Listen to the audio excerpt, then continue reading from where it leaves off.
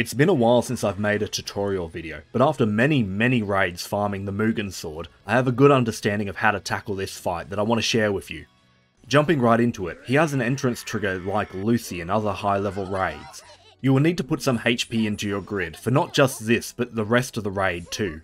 If you want to bring Harselia out, this trigger will get her out turn 1. Sacrifice someone like Summer Tico for a blue pot. So the first phase of the fight.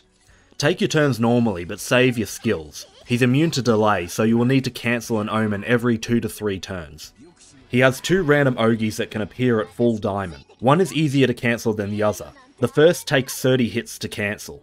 We'll get to your team comp soon, but Vajra and Harselia are great at breaking this.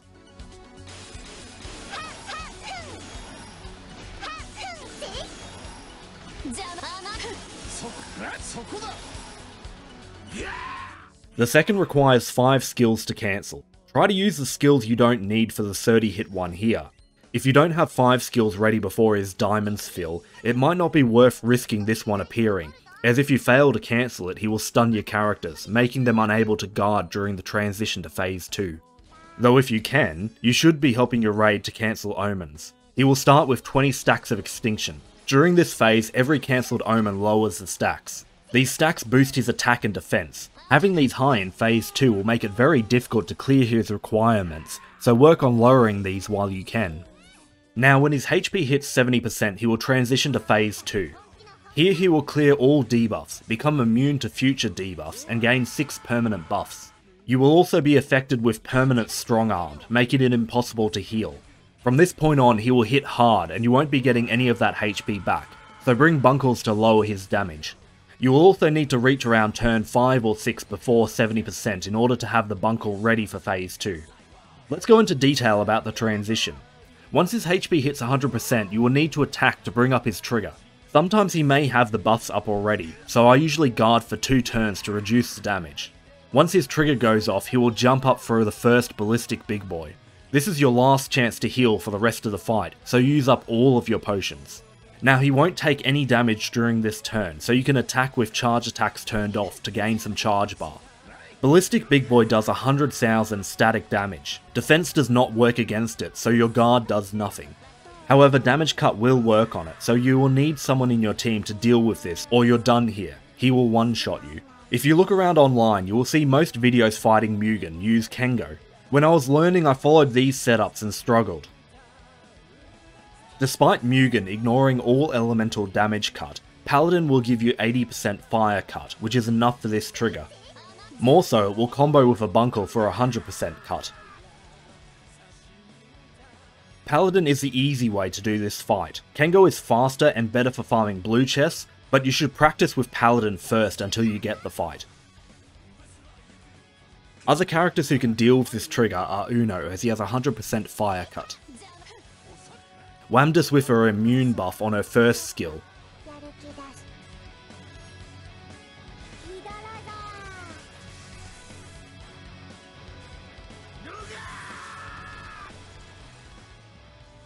And if you combo her up with a bunkle, as her buff is only a 40% fire cut.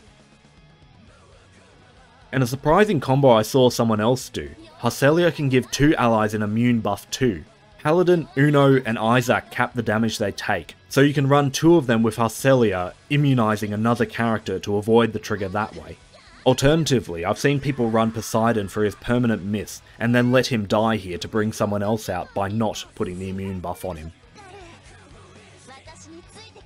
Now on to phase 2. This is the toughest part of the fight. He has no charge diamonds here, but every turn is a hidden trigger. If you don't deal at least 10 million damage in a turn, Ballistic Big Boy will trigger again on the next turn.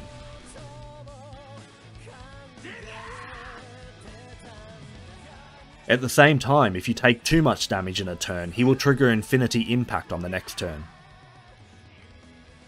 In order to move at all in this fight, you need to have the perfect setup of damage and defense. The bunkles will cover most of the defense part, so let's focus on the offense first. Anyone who has done the 10 million labor in Lucy will know it's much easier to do with an Ogi turn. Same here. The Kengo strat works well since you can spam out Ogis almost every turn. However, Paladin will help you avoid taking too much damage while you still Ogi. Let's have a look at the grid. Despite my Schrodinger only being 0 star, the supplemental Ogi damage is too good to pass up. Due to his high defense, this will help your Ogis a lot. Other than that, I have Oberons for HP, as well as the Cocytus Spear for supplemental crit damage. In both the Varuna and Magna grid, I'm also running a weapon that boosts charge attack damage. Since these are extra slot parties, you have spaces down the bottom for the Evoker and Bahamut weapons. We will hopefully be getting the 3rd weapon slot soon, so this fight will get easier over time. In the main hand I have the Rise of the Beast's Axe. This is because it gives a 2500 shield to the team on Ogi. An alternative weapon is Europa's Spear, which gives a 3500 shield to the team at FLB. Shielding is the only form of HP recovery you will have in this fight, so this will keep you healthy. As a bonus, any damage absorbed by the shield does not appear to count towards Mugen's trigger. Now on to characters.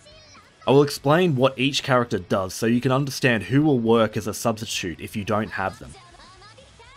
Firstly we have Vajra. Her 200% charge bar coupled with her double strike makes her a good charge bar generator.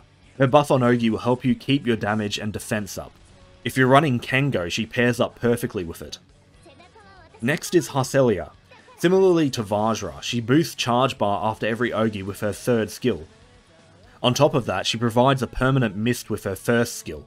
Since Mugen is immune to debuffs in phase 2, this debuff is very important. Poseidon also has a permanent mist that can be used in place of her, but she is a free character so everyone can get her.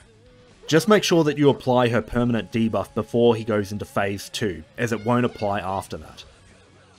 The last spot is reserved for a defensive character. If you're running Paladin, you may be able to get away with another offensive character, but you're relying on the Phalanx skill being off cooldown at the right time. Anne, however, offers both roles. She can do 6 million Ogis while also providing her 40% fire cut buff. Her 4th skill also resets her cooldowns for a backup damage cut. You can replace her with Uno or Wamdus. Wamdus seems to be the go-to for this fight for her end-of-turn damage mixed with her tanking role, but I do find her 1st skill clunky to use and not always reliable if you happen to have 0% charge bar on everyone. On Paladin I run Sacred Protection for the damage mitigation. This is a flat cut of 5000 damage per hit.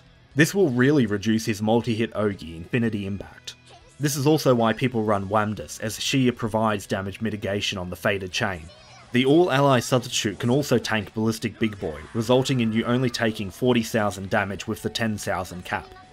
Alternatively, you can combo it up with Harselia's 2nd skill to nullify the trigger.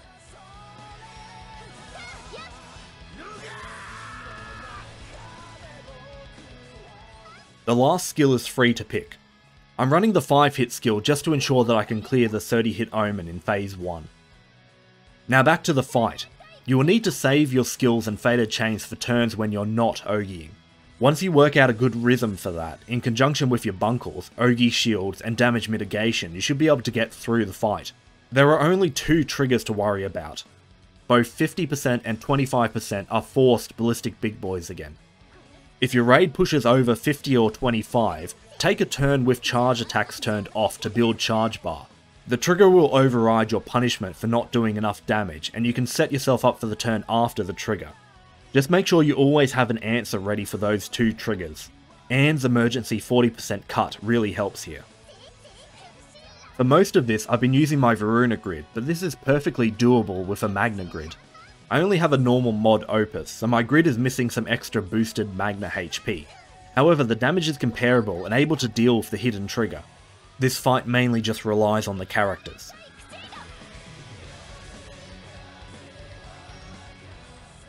And that's all there is to the fight. The next thing is trying to get enough honours to reach the blue chest in time. This is why many people run Kengo. Hosting your own Mugen is better for farming the weapon, but you will still need plenty of vestiges to awaken the weapon once you get it, so don't be afraid to join others. Thank you for watching. I look forward to power creep invalidating this guide in time.